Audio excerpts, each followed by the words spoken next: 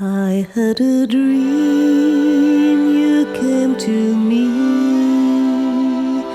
You took my heart and set it free.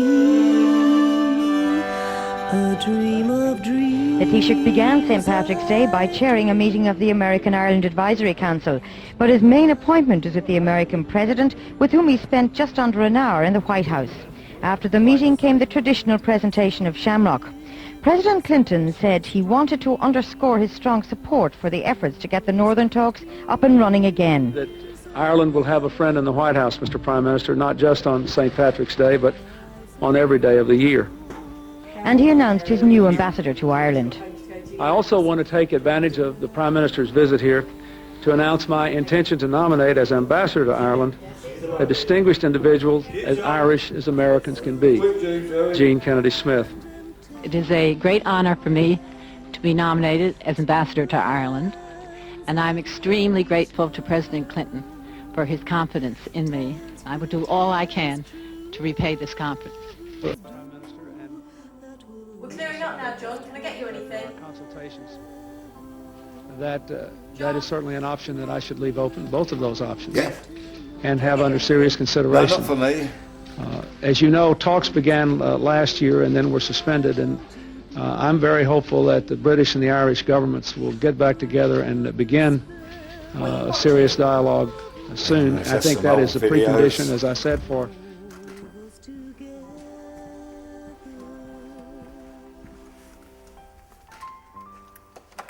How's that book coming along? Oh, slow. Who's this poor lady? Don't know. Found it on the internet. She's Irish. 1848. There was a journalist walking around at the time, sketching people. Why? Because she's starving. Standing on the roadside, starving to death.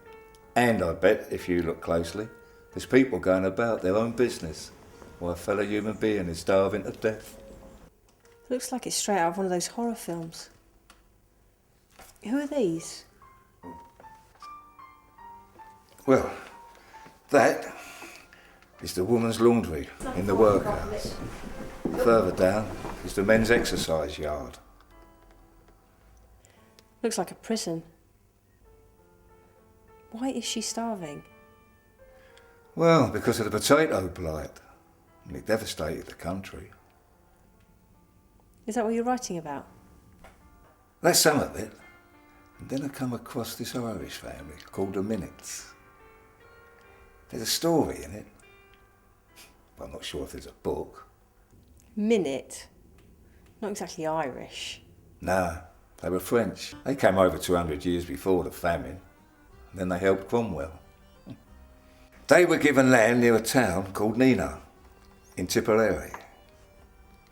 Wasn't much to look at to start with, but they turned it into farming land, and then they rented it back to the Irish.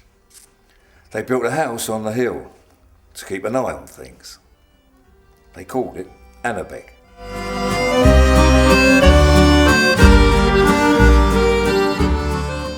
The Minnitts went from generation to generation, marrying into London society. There were a few colourful characters.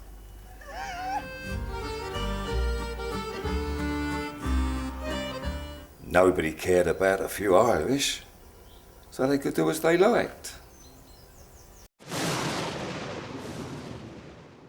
But there was one higher power they all answered to. You see, he was punished to kneel in front of the cross for 2 hours on a Sunday. And that was his punishment?